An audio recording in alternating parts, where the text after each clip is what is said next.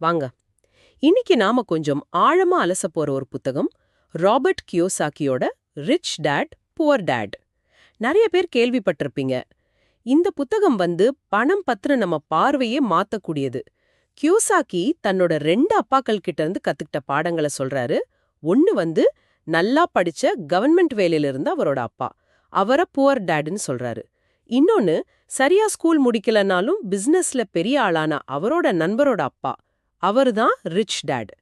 So இன்னைக்கு நம்ம நோக்கம் இந்த புத்தகத்தோட முக்கியமான விஷயங்களை பார்க்கிறது தான். பணம், செல்வம், அப்புறம் நிதி சுதந்திரம் பத்தி இது என்ன சொல்லுது, இதுல இருந்து நம்ம சொந்த வாழ்க்கைக்கு என்ன எடுத்துக்கலாம், இத பத்தி கொஞ்சம் விரிவா ஒரு உரையாடல் மாதிரி பார்க்கலாமா?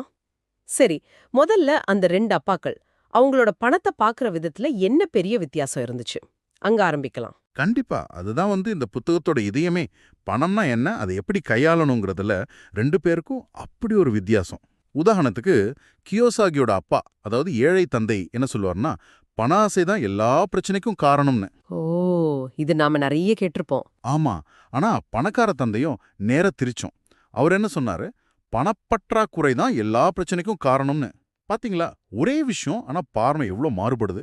ஆமா ஆமா, அந்த மனநிலை, அந்த மைண்ட் செட் டிஃபரன்ஸ் ரொம்ப முக்கியம் படுது. இப்ப நீங்க சொன்ன மாதிரி ஏழை தந்தை அடிக்கடி என்னால இத வாங்க முடியாது அப்படின்னு சொல்லிடுவாராம் இல்லையா? ஒரு விஷயம் விலை அதிகமா இருந்தா அதோட விட்டுடுறது. கரெக்ட். ஆனா பணக்கார தந்தை அந்த வார்த்தையே யூஸ் பண்ணக்கூடாதுன்னு சொல்றாரு. ஆமா. அதுக்கு பதிலா நான் இதை எப்படி வாங்க முடியும் அப்படின்னு கேட்கணுமா. இது பார்க்க சின்னதா தெரியலாம், ஆனா யோசிச்சு பாருங்க. முதல் கேள்வி உங்க மூளையை நிறுத்திடுது. ஆமா. 2வது கேள்வி எப்படி வாங்க முடியும்னு கேட்கும்போது அது உங்க மூளைய வேலை செய்ய வைக்குது, வழிகளை தேட வைக்குது. கரெக்ட். கிரியேட்டிவா யோசிக்க தூண்டுது. இது வெறும் வார்த்தை இல்ல, ஒரு சிந்தனை பயிற்சி மாதிரி. நிச்சயமா. இதே வித்தியாசம் பாத்தீங்கன்னா அவங்க கல்வி வேலை பத்தி சொல்றதுலயும் இருந்துச்சு. ஏழை தந்தை என்ன சொன்னாரு, நல்லா படி, நல்ல மார்க் வாங்கு, அப்போ ஒரு பெரிய கம்பெனில நல்ல சம்பளத்துல பாதுகாப்பான வேலை கிடைக்கும். ஆமா, இது ரொம்ப பரிச்சயமான அட்வைஸ். ஆனா பணக்கார தந்தையோ, நல்லா படி, ஆனா எதுக்கு, ஒரு நல்ல கம்பெனிய வாங்கவோ இல்ல உருவாக்கவோ கத்துக்கிறதுக்கு அப்படிங்கிறாரு. பாருங்க, பணம் எப்படி வேலை செய்யுதுங்கிற அந்த விளையாட்ட கத்துக்க சொன்னாரு. வெறும் சம்பளத்துக்காக ஓடாம பணத்தை நமக்காக வேலை செய்ய வைக்கணும். மணி ஒர்க்ஸ் ஃபார் மீ, அந்த கான்செப்ட். எக்ஸாக்ட்லி. பணம் எனக்காக வேலை செய்யுது, அதுதான் அவரோட மந்திரம். ரிஸ்க் பத்தி கூட அவங்க பார்வை வேற மாதிரி இருந்துச்சே. ஏழை தந்தை ரொம்ப சேஃபா இருக்கணும், ரிஸ்க் எடுக்கவே கூடாதுன்னு சொன்னாரு. ஆமா, பயப்படுவாரு. ஆனா பணக்கார தந்தை ரிஸ்க் எடுக்காம இருக்க முடியாது, ஆனா அதை எப்படி மேனேஜ் பண்றதுன்னு கத்துக்கணும்னு சொன்னாரு. இல்லையா? கரெக்ட். கால்குலேட்டட் ரிஸ்க் எடுக்கணும்னு சொன்னாரு. ரிஸ்க் எடுக்காம ஒன்னும் பண்ண முடியாது, ஆனா அதை புரிஞ்சுக்கிட்டு செய்யணும். அப்புறம் அந்த வீடு விஷயம், அது பல பேருக்கு ஒரு மாதிரி இருக்கும். ஆமா ஆமா. ஏழை தந்தை நம்ம வீடு தான் நம்மளோட பெரிய சொத்துன்னு சொன்னாரு. ஆனா பணக்கார தந்தை வீடு ஒரு பொறுப்பு, ஒரு லயபிலிட்டி, அதுதான் உங்க பெரிய சொத்துன்னு நினைச்சீங்கன்னா நீங்க பிரச்சனையில இருக்கீங்கன்னு சொன்னாரு. எனக்கே முதல்ல கேட்கும்போது கொஞ்சம் அதிர்ச்சியா தான் இருந்துச்சு. ஏன்னா நம்ம எல்லாரும் அப்படித்தானே நினைக்கிறோம். கரெக்ட். இந்த இடத்துல தான் நிதி அறிவு, அதாவது ஃபைனான்ஷியல் லிட்ரஸி எவ்வளவு முக்கியம்னு புரியுது. கியோசாகி சொல்ற மாதிரி ஸ்கூல்ல நமக்கு எவ்வளவு சொல்லி தராங்க, ஆனா பணத்தை பத்தி. ஆமா, அது ஒரு பாடமாவே இல்லையே. இல்ல. பணத்தை எப்படி சம்பாதிக்கிறது, எப்படி செலவு பண்றது, எப்படி வளர்க்கறதுன்னு இதெல்லாம் நம்ம எங்க கத்துக்கிறோம்? பெரும்பாலும் வீட்ல தான், நம்ம அப்பா அம்மா கிட்ட இருந்து. ஆமா. அப்போ பணப்பிரச்சனையோட இருக்கிற பெற்றோரோட அதே பார்வைகள் தான் குழந்தைகளுக்கும் வருது. அதனாலதான் நல்லா படிச்சவங்க கூட, டாக்டர்ஸ், இன்ஜினியர்ஸ் கூட ஃபைனான்ஷியலா கஷ்டப்படுறத பாக்குறோம். அவங்களுக்கு தொழில் அறிவு இருக்கு, ஆனா பணத்தை பத்தின அறிவு அது கம்மியா இருக்கு. இது நேரா அந்த முதல் விதிக்கு வருது இல்லையா? சொத்து எது, பொறுப்பு எதுன்னு தெரிஞ்சுக்கோங்கன்னு சொல்றது. எக்ஸாக்ட்லி. இதுதான் முதல் பாடம், ரொம்ப முக்கியமான பாடம்ங்கிறாரு. அசெட் எது, லயபிலிட்டி எதுன்னு பிரிச்சு பாருங்க. சொத்துக்களை வாங்குங்க. ரொம்ப சிம்பிளா சொல்றாரு. சொத்துனா உங்க பாக்கெட்ல பணத்தை போடும், பொறுப்புனா உங்க பாக்கெட்ல இருந்து பணத்தை எடுக்கும். அவ்வளவுதான். ஆமா, சிம்பிள் டெஃபினிஷன், ஆனா பவர்ஃபுல். ஆனா நிறைய பேர் இதை மாத்தி புரிஞ்சுக்கிறாங்க. கரெக்ட். பொறுப்புகளை போய் சொத்துன்னு நினைச்சு வாங்குறாங்க. இதை இன்னும் தெளிவா புரிஞ்சுக்க அந்த கேஷ் ஃப்ளோ பேட்டர்ன்ஸ் உதவுது. பணம் எப்படி வருது, எப்படி போகுதுன்னு. ஏழை நடுத்தர வர்க்கம் எடுத்துக்கிட்டீங்கன்னா, சம்பளம் வருது, அதுல டாக்ஸ், வீட்டு வாடகை, சாப்பாடு, லோன் இஎம்ஐ இதெல்லாம் போயிடுது. மாசம் மாசம் காலி ஆயிடும். ஆமா. மிச்சம் இருந்தா ஒரு கார் லோனு, கிரெடிட் கார்டு கடன், இந்த மாதிரி பொறுப்புகளை வாங்குறாங்க. இதையும் சொத்துன்னு நினைக்கிறாங்க. ஓ. ஆனா பணக்காரங்க என்ன பண்றாங்க, அவங்க சம்பாதிக்கிற பணத்துல முதல்ல சொத்துக்களை வாங்குறாங்க. ரியல் எஸ்டேட், ஸ்டாக்ஸ், பிசினஸ் மாதிரி. இந்த சொத்துக்கள் அவங்களுக்கு இன்னும் பணம் சம்பாரிச்சு கொடுக்குது. பாசிவ் இன்கம் மாதிரி. அந்த வருமானத்துல இருந்து தான் அவங்க செலவு பண்றாங்க, வேணும்னா பொறுப்புகளை வாங்குறாங்க. அவங்களோட சொத்துக்களம், ஆசெட் காலம் வளர்ந்துகிட்டே இருக்கு. அப்போ அந்த கேள்வி, வீடு சொத்தா இல்ல பொறுப்பா? ஆமா, $1,000,000 கேள்வி. பணக்கார தந்தை பார்வையில நீங்க குடியிருக்கிற உங்க வீடு அது பெரும்பாலும் ஒரு பொறுப்பு தான். ஏன்னா அது பணம் எடுக்குது. கரெக்ட். மாசம் மாசம் ஹோம் லோன் இஎம்ஐ, வீட்டு வரி, இன்சூரன்ஸ், மெயின்டெனன்ஸ்னு பணம் போய்கிட்டே இருக்கு. உங்களுக்கு வருமானம் தர்றதில்ல. ஆனா அதே வீட்டை வாடகைக்கு விட்டா? அப்போ அந்த வாடகை உங்க செலவை விட அதிகமா இருந்தா அப்போ அது சொத்து. வித்தியாசம் அதுதான். உங்க பாக்கெட்ல பணம் போடுதா எடுக்குதாங்கிறது தான் மேட்டர். ரொம்ப தெளிவு. இது அடுத்த பாடத்துக்கு போகுது. பாடம் 1. பணக்காரர்கள் பணத்திற்காக வேலை செய்வதில்லை. இது கேட்கவே வித்தியாசமா இருக்கே. ஆமா கியோசாக்கி அவரோட சின்ன வயசு அனுபவத்தையே சொல்றாரு இல்லையா? 9 வயசுல ஆமா, அந்த 10 சென்ட் கதை. பணக்கார தந்த கடையில வேலை, தூசி தட்டுறது, சம்பளம் 1 மணி நேரத்துக்கு 10 சென்ட். ம், கொஞ்ச நாள்ல கோவம் வந்து, இதென்ன வேலை, சம்பளமும் கம்மி, நான் நிக்கிறேன்னு சொல்றார். அப்ப பணக்கார தந்தை சிரிக்கிறார். ஆமா, இதுதான் உனக்கு முதல் பாடம். வாழ்க்கை ஒன்ன இப்படிதான் இடிக்கும். அப்போ பயம், பேராசை, இந்த 2 உணர்ச்சிக்கும் அடிமையாகாம யோசிக்கணும்னு சொல்றார். இதுதான் அவர் சொல்ற எலிப்பொறி, ராட் ரேஸ். ஏன் நிறைய பேர் இதுல மாட்டிருக்காங்கன்னா இந்த 2 உணர்ச்சிகள் தான். பயம், பில் கட்ட முடியாம போயிடுமோ, வேலை போயிடுமோன்னு பயம். கரெக்ட். இன்னொன்னு பேராசை. கொஞ்சம் பணம் வந்தா இன்னும் வாங்கணும், இன்னும் செலவு பண்ணணுங்கிற ஆசை. புது போனு, பெரிய டிவி. ஆமா, இந்த பயமும் பேராசையும் தான் அவங்கள காலையில எழுப்பி வேலைக்கு ஓட வைக்குது. சம்பளம் வாங்கினதும் பில் கட்டுறாங்க, திரும்ப அடுத்த மாசத்துக்கு ஓடுறாங்க. ஒரு முடிவே இல்லாத வட்டம் மாதிரி. ஆமா, பணம் அவங்கள கண்ட்ரோல் பண்ணுது, ஆனா அது அவங்களுக்கு தெரியல. அப்போ கியோசாக்கி எப்படி அதுல இருந்து யோசிச்சாரு? சம்பளமே இல்லாம வேலை செய்ய சொன்னார் இல்லையா? ஆமா, சம்பளம் இல்லாம வேலை செய்யும் போதுதான் அவரும் அவரோட நண்பர் மைக்கும் ஒரு வாய்ப்பை பாக்குறாங்க. அந்த காமிக்ஸ் புத்தகங்கள். கரெக்ட். கடையில தூக்கி போட்ட பழைய காமிக்ஸ் புக்ஸை எடுத்து அவங்க வீட்டு பேஸ்மெண்ட்ல ஒரு சின்ன லைப்ரரி மாதிரி ஆரம்பிக்கிறாங்க. மத்த பசங்களுக்கு வாடகைக்கு விடுறாங்க. ஆமா, 1 மணி நேரத்துக்கு 10 சென்ட்னு வாடகை. அதை கவனிக்க ஒரு ஆளையும் போடுறாங்க. பாருங்க, பணம் அவங்களுக்காக வேலை செய்ய ஆரம்பிச்சிடுச்சு. இதுதான் அவங்களோட முதல் அனுபவம். அவங்க அங்க இருக்க வேண்டிய அவசியமே இல்ல, ஆனா அந்த பிசினஸ் பணம் தருது. இது நம்மள அடுத்த முக்கியமான பாடத்துக்கு கூட்டிட்டு போகுது. உங்க சொந்த வியாபாரத்தை கவனிங்க. Mind your own business. இது என்ன அர்த்தம்? கியோசாக்கி சொல்றது, உங்க தொழில் வேற, உங்க வியாபாரம் வேற. நீங்க டாக்டரா இருக்கலாம், அது உங்க ப்ரொஃபஷன், அது சம்பளம் தரும். ஆனா உங்க பிசினஸ்ங்கிறது உங்க சம்பளத்தை நம்பி இல்லாம உங்களுக்காக பணம் சம்பாதிக்கிற சொத்துக்களை உருவாக்குறது, அசெட்ஸ். ஓ, அப்போ வருமானத்துல மட்டும் கவனம் செலுத்தாம சொத்துக்களத்துல கவனம் செலுத்தலும். கரெக்ட். பணக்காரங்க அதை பண்ணுவாங்க. மத்தவங்க வருமான அறிக்கை, அதாவது சம்பளம், இன்கம் ஸ்டேட்மெண்ட் மேல மட்டும் கவனம் செலுத்துவாங்க. சரி, அப்போ உண்மையான சொத்துக்கள்னா எதெல்லாம் சொல்றாரு? சில உதாரணங்கள் சொல்றாரு. நீங்க நேரடியா அங்க இருக்க வேண்டிய அவசியம் இல்லாத பிசினஸ், அதாவது உங்களுக்கு சிஸ்டம்ஸ் இருக்கணும். பங்குகள்? ஆமா, பங்குகள், கடன் பத்திரங்கள், பாண்ட்ஸ், வாடகைக்கு விட்ட ரியல் எஸ்டேட். அப்புறம் நோட்ஸ், மத்தவங்க நமக்கு தர வேண்டிய கடன். ஆமா, ஐஓயூஸ். அப்புறம் அறிவுசார் சொத்துரிமை, இன்டெலெக்சுவல் ப்ராப்பர்ட்டி. ஒரு பாட்டு எழுதுனா, புத்தகம் எழுதுனா வர்ற ராயல்டி மாதிரி. இதையெல்லாம் சேர்க்கறது தான் நம்ம உண்மையான பிசினஸ். செலவை குறைச்சு, கடனை குறைச்சு இதை கட்டி எழுப்பணும். ஆமா, பொறுமையா படிப்படியா செய்யணும்.